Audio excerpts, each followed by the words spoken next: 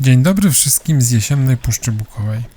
Zachęcony waszymi pozytywnymi komentarzami pod filmem o Lwiej Paszczy, postanowiłem jeszcze raz wybrać się w leśne ostępy wzgórz bukowych. Przede wszystkim zaciekawiła mnie polecajka od jednego z widzów dotycząca rundy dookoła Jeziora Binowskiego. Przy okazji, pomyślałem, odwiedzę kilka miejsc, w których już dawno nie byłem, więc zapraszam na około 30-kilometrową wycieczkę po znanych i mniej znanych miejscach szczecińskich gór bukowych.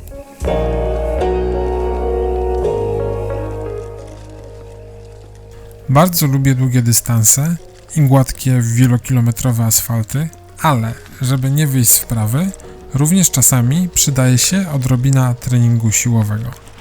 I takim miejscem, dobrym na zadbanie o kondycję, jest na pewno podjazd niebieskim szlakiem od doliny rzeczki Chojnówki do Głazu Grońskiego.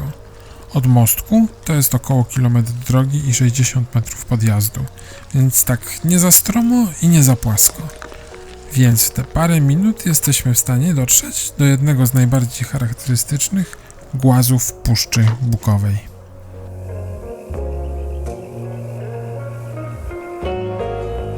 Polodowcowy głaz to sporych rozmiarów gnejst z tablicą upamiętniającą Stanisława Grońskiego, założyciela szczecińskiego klubu wysokogórskiego, autora pierwszego polskiego przewodnika po wzgórzach bukowych, miłośnika Szczecina i okolic, który znakował szlaki w Puszczach Bukowej i Drawskiej oraz na wyspie Wolin. Stanisław Groński znał doskonale Szczecin i jego zabytki, pomniki przyrody i miejsca historyczne. Oprowadzał po mieście wycieczki, a także szkolił kadry, nowych przewodników i organizował piesze wycieczki w okolice Szczecina. Turystów najchętniej prowadził właśnie w Knieję Bukową i to tutaj pozostawił po sobie 300 km wytyczonych szlaków.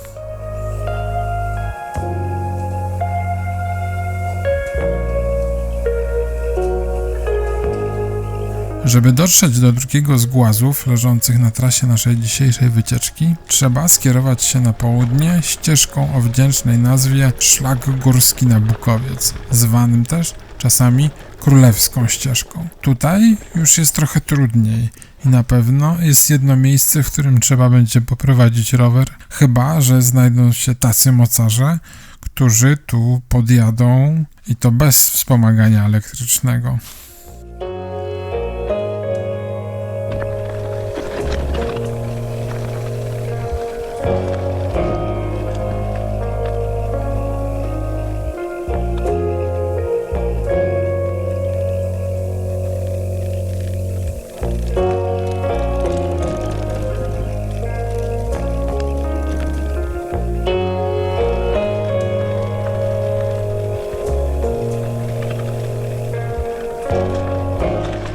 Głaz Serce ma 14,5 metra w obwodzie.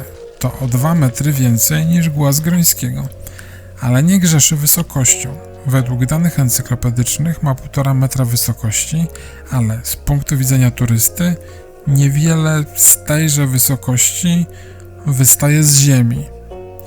Natomiast nie sposób odmówić uroku otoczeniu, w jakim Głaz Serce się znajduje. Chyba mogę śmiało zaryzykować stwierdzenie, że jest to sama esencja wzgórz bukowych z charakterystycznymi stromymi grzbiecikami i pięknym buczynowym lasem.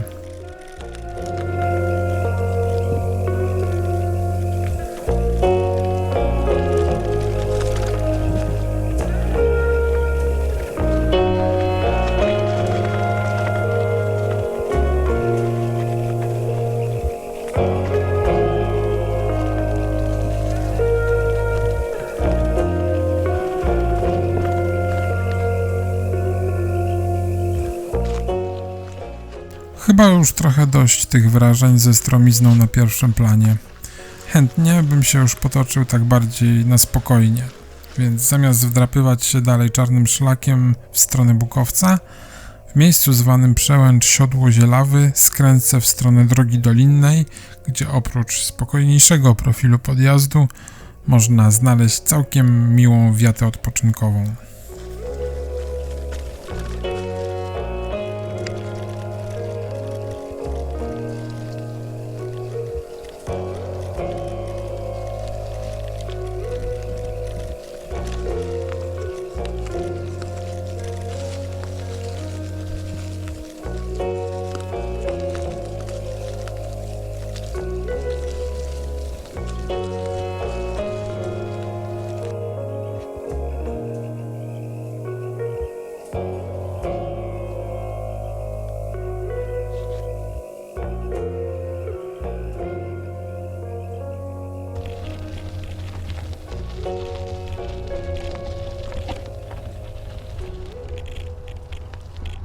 Jest asfalt i w sensie odpoczynkowym to jest plus.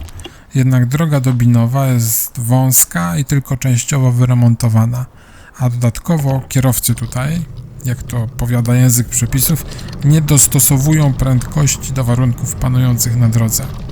A charakter tej trasy, jeśli nie górski, no to zasługuje przynajmniej na określenie górzysty. Tak więc zjazd przynosi sporo frajdy, ale wzmożona czujność jest tutaj wielce wskazana.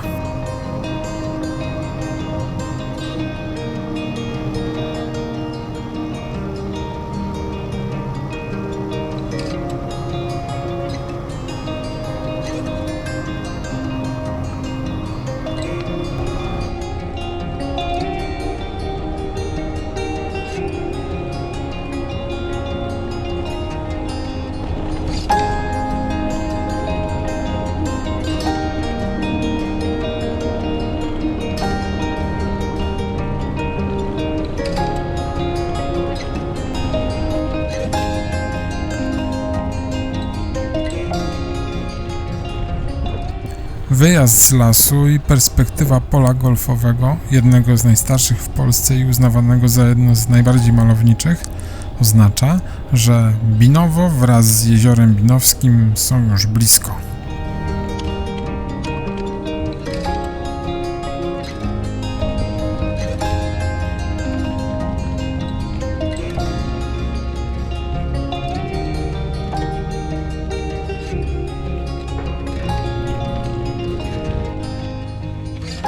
Jezioro Binowskie kiedyś słynęło z krystalicznie czystej wody, będącej środowiskiem dla unikalnych gatunków roślin, takich jak jezierza giętka i brzeżyca jednokwiatowa. Dzięki wyjątkowej bioróżnorodności tego terenu rozważano utworzenie rezerwatu przyrody, a w szerszej perspektywie także parku narodowego obejmującego Puszczę Bukową. Niestety, pomysł ten nigdy nie wyszedł z etapu wczesnego projektowania. Tymczasem po badaniach z 1996 roku wody jeziora sklasyfikowano jako drugą klasę czystości, co oznacza wyraźny spadek w porównaniu do wcześniejszego stanu. Brak ochrony w formie parku narodowego stanowi niewykorzystaną szansę na zabezpieczenie unikatowych zasobów przyrodniczych tego miejsca. Jezioro słynęło z wyjątkowej obfitości ryb i raków i akwen nadal jest atrakcyjny dla wędkarzy. Ale kiedyś były tu wszystkie gatunki ryb jeziornych, m.in. węgorz. Jednak postępujące zanieczyszczenie wody powoduje nieodwracalne szkody. Na przykład ostatnio wyginęła sieja i sielawa. I tak samo jak w przypadku flory, wydaje się, że tylko ścisłe formy ochrony przyrody byłyby w stanie zatrzymać tę degradację.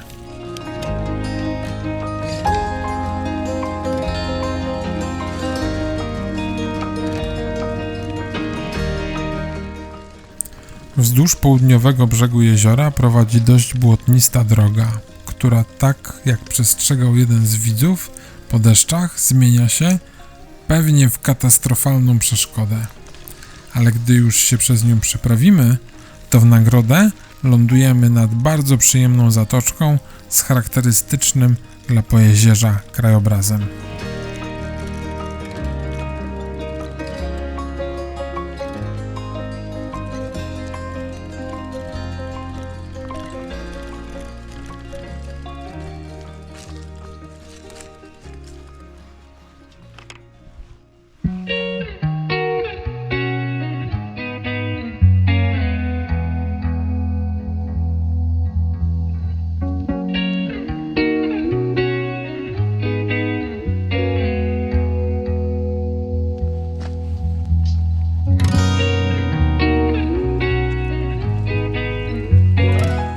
Tu się trochę pogubiłem.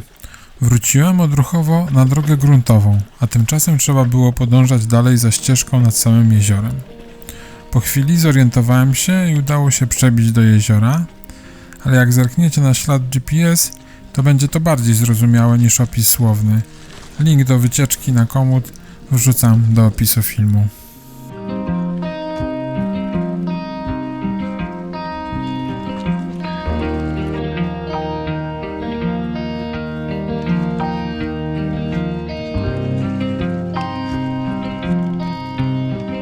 Północny brzeg Jeziora Binowskiego jest zajęty przez ośrodki z domkami kampingowymi pod wdzięcznymi nazwami Leśna Ostoja i Zielona Zatoka. Niestety nie ma w tym miejscu publicznego dostępu do brzegu jeziora. Dojeżdżam do północno-zachodniego skraju Jeziora Binowskiego i zastanawiam się, czy wracać do asfaltu i wrócić w miarę szybko, podjeżdżając w stronę Bukowca drogą, którą zjeżdżałem w stronę Binowa, czy też raczej zrezygnować z towarzystwa samochodów i spróbować pocisnąć podjazd Doliną Ponikwy. A wypatrzyłem na mapach tam jakieś małe, być może ciekawe, ruiny zwane Oczkiem Ponikwy. Ten ruch samochodowy to chyba nie brzmi dobrze.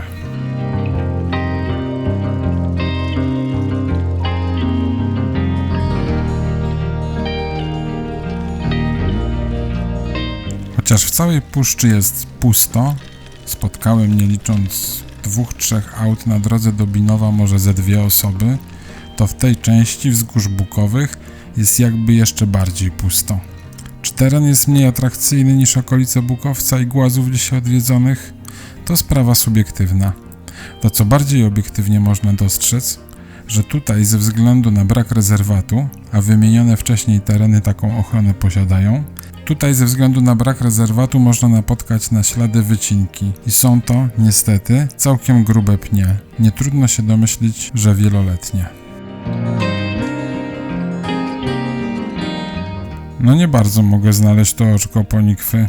Jak spojrzycie na ślad GPS, objechałem kawałek tego terenu, ale niczego nie wypatrzyłem. Albo jest jeszcze za bardzo liściasto, albo mi się już tak spieszy, żeby mieć spokój z tą górką i podjazdem.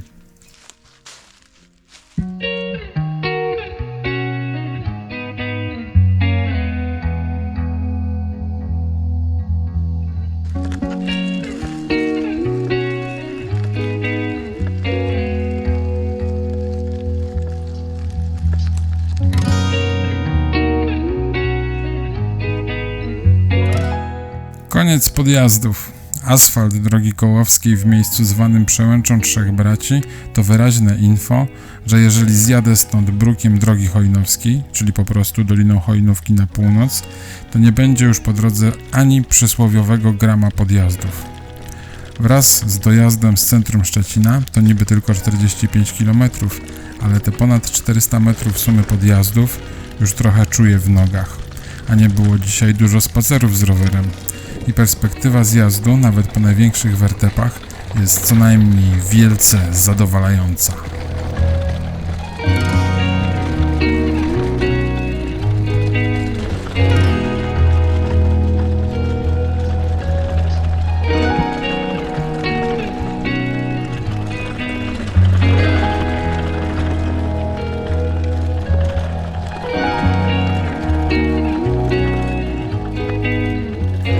To jest, można powiedzieć, ostatnia prosta. Zjeżdżając Doliną Hojnówki, domkniemy pętlę dzisiejszej wycieczki. Jeszcze tylko mały odpoczynek przy szwedzkim młynie. Wydaje mi się, że opowiadałem o nim w wiosennym filmie o Puszczy Bukowej. Teraz jest mniej listowia i nie ma komarów, więc może uda się ustrzelić jakiś kadr malowniczego progu Hojnówki w tym miejscu na koniec filmu. A ja bardzo dziękuję za obejrzenie tego materiału w całości i żegnam się. Do następnego razu.